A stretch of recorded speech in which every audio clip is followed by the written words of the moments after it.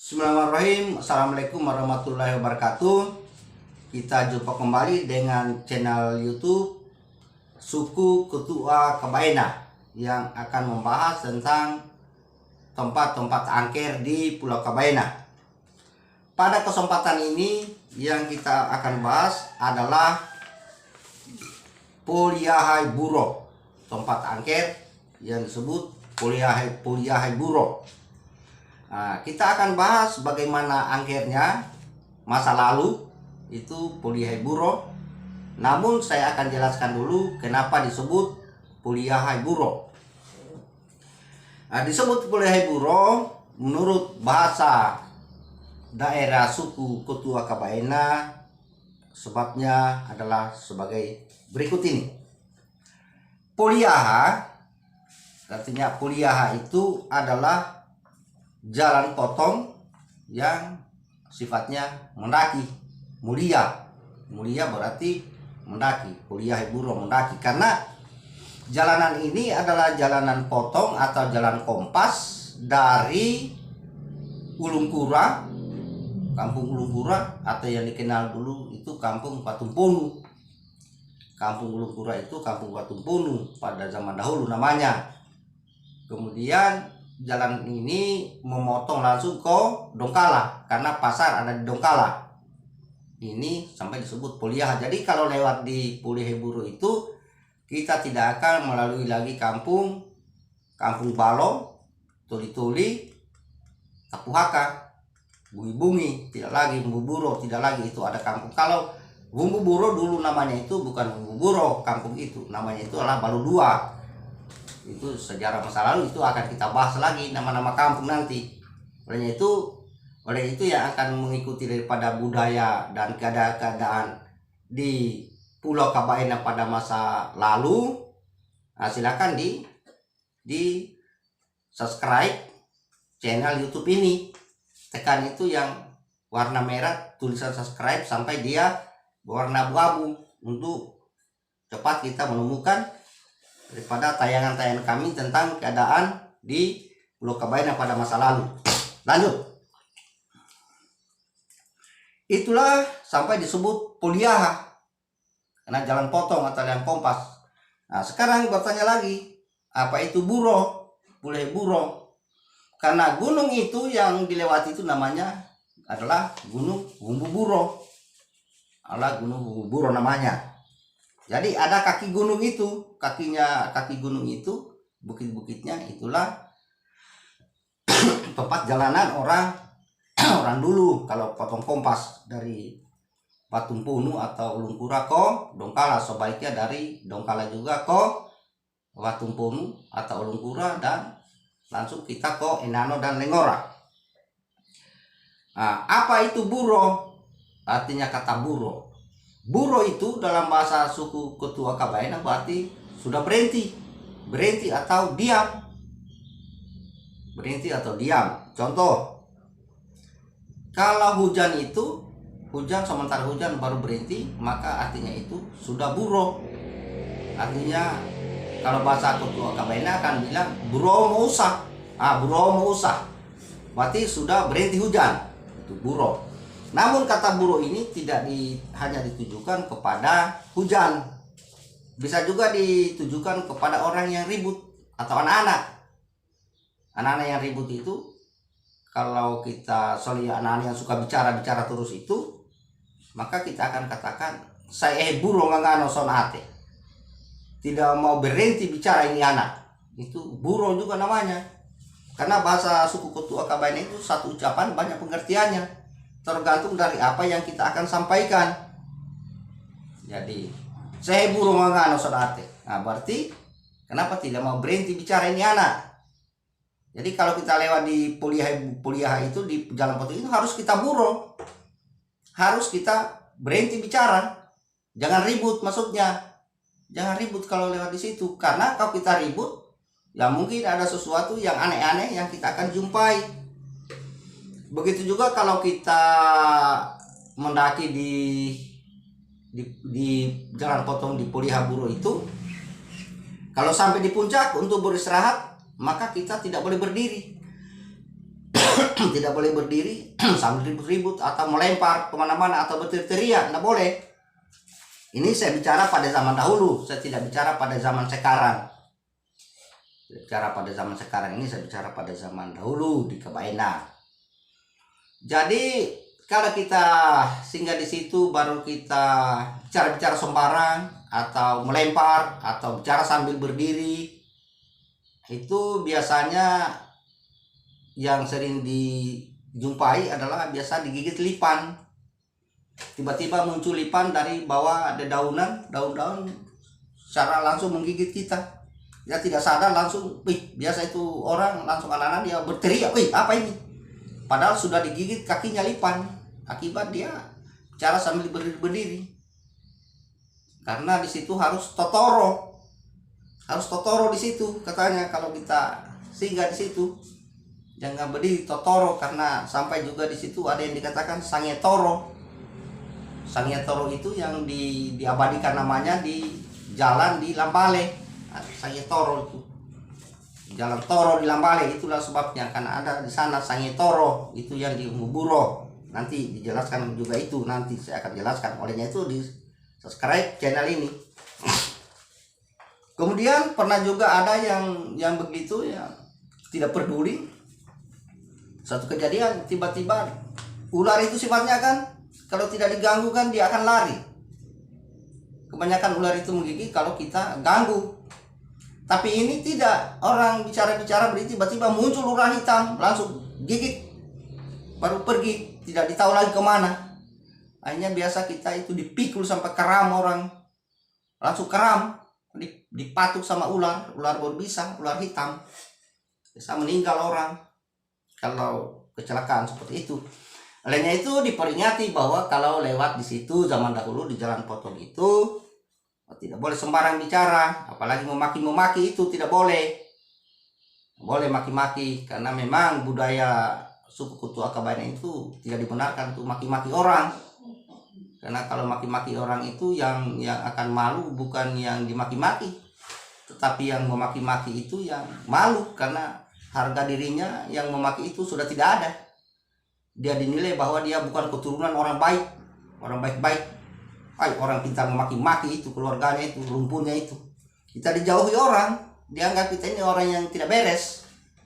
Olehnya itu di sana itu kalau suku Kutu Akabaena itu kalau memaki itu zaman dahulu itu sudah tidak ada hargamu kalau kau pintar memaki-maki orang. Itu zaman dahulu itu.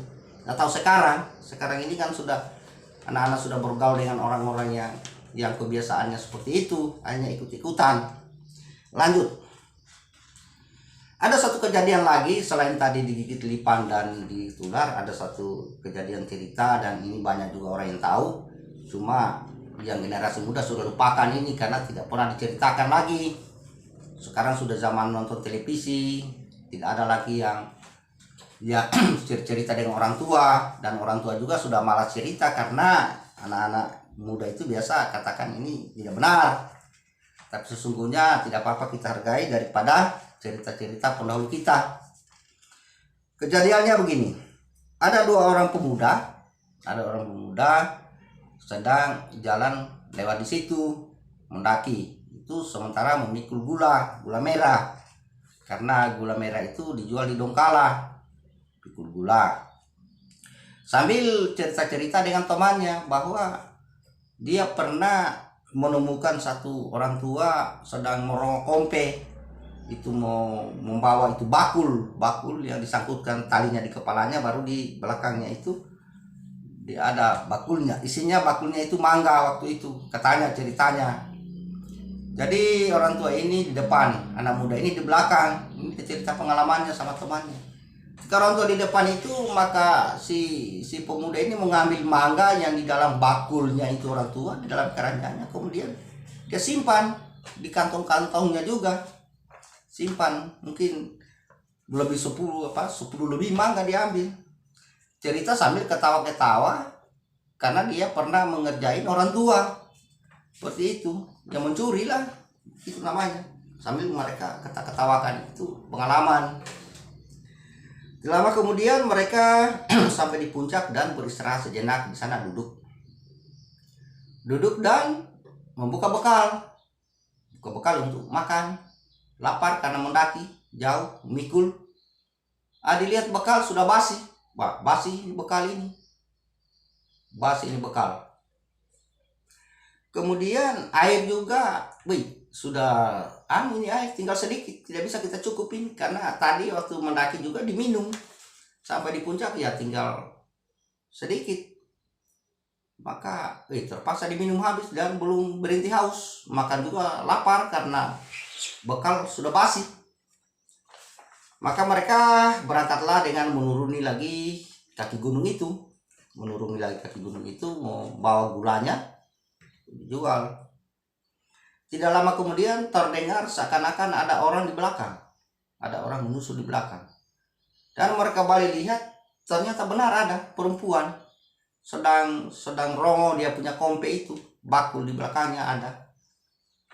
Maka orang tua ini rupanya, orang tua perempuan ini jalannya lebih cepat daripada yang pemuda 2 orang. Maka orang tua perempuan ini minta izin bahwa kalau boleh saya di depan saja, saya jalan duluan. Jalan duluan ya, bilang ya boleh, silakan kita di depan. Maka jalanlah orang tua itu di depan. Begitu di depan, maka si pemuda ini melihat daripada kompe atau bakulnya orang tua ini. Di dalam kompenya ini, dalam bakulnya ini ada kelapa muda. Dan ada juga kinokori. Kinokori itu bekal. Bekal dalam bahasa suku Kutu Akabaina itu adalah kinokori itu nasi yang dibungkus dengan kulit jagung. Kulit jagung kemudian diikat, kemudian direbus. Itu namanya kinokori. Mungkin yang sekarang itu disebut buras. Buras sekarang. Kalau dulu itu kinokori. Kalau buras sekarang sudah pakai santan, dibungkus daun pisang. Kalau dulu itu tidak. Dibungkus saja kulit jagung dan direbus. Biasanya orang Kabaina itu, suku Kutu Kabaina itu kalau membawa barang seperti itu kan biasanya itu kan untuk ditukarkan dengan ikan. Itu di pasar ikan itu ditukar dengan kelapa muda kah, dengan tebu kah, dengan nangka kah, barter itu istilahnya dulu. Suka barter ikan dengan bahan-bahan makanan seperti itu. Terus ada kinokori di dalam kompe dan ada juga kelapa muda. Maka teringatlah perbuatannya yang lalu. Lagi dia mau mengulangi lagi. Mengambil daripada barang-barang orang di dalam kompenya. Seperti dulu waktu diambil mangga. Teringat lagi. Akhirnya apa yang terjadi? Pemuda ini mengambil itu kinokori yang di dalam bakul itu, mengambil, kemudian memberikan temannya 1 ikat. Habis itu mengambil lagi untuk dia 1 ikat lagi. Itu kinokori kan 2 biji itu diikat, 1 disatukan jadi 4. Kalau 2 ikat itu 4. Dia untuk satukan untuk dia makan sebentar ini. Kemudian ambil lagi kelapa muda 1 saja, kelapa muda, tidak 2. 1 karena kalau 2 langsung ringan mungkin. Dia pikir akan ketahuan, jadi ambil 1 saja kelapa muda. Airnya dibutuhkan kan mau minum. Setelah itu orang tua setelah diambil ini kinokorinya dengan kelapanya, maka dia langsung jalan cepat. Seakan-akan waktu mengambil kinokori ini dia pasang-pasang memang keranjangnya. Seakan-akan nantinya tidak cepat-cepat jalan. Seakan-akan dia tanda-tanda memang supaya diambil. Maka karena enak diambil, karena sudah menurun, tadi mendaki baru istirahat, sekarang posisi menurun, jadi depan itu rendah, tinggal diambil saja. Enak posisinya memang. Setelah ambil, orang tua ini langsung jalan agak cepat.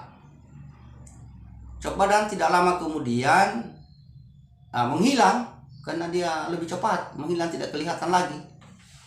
Setelah tidak kelihatan, maka mereka sambil ketawa-ketawa lagi bahwa kita sudah dapat ini kinokori, sudah ada lagi ini kelapa muda, sudah ada. Jadi mereka sepakat untuk singgah lagi, duduk istirahat untuk makan kinokori dengan minum air kelapa muda itu.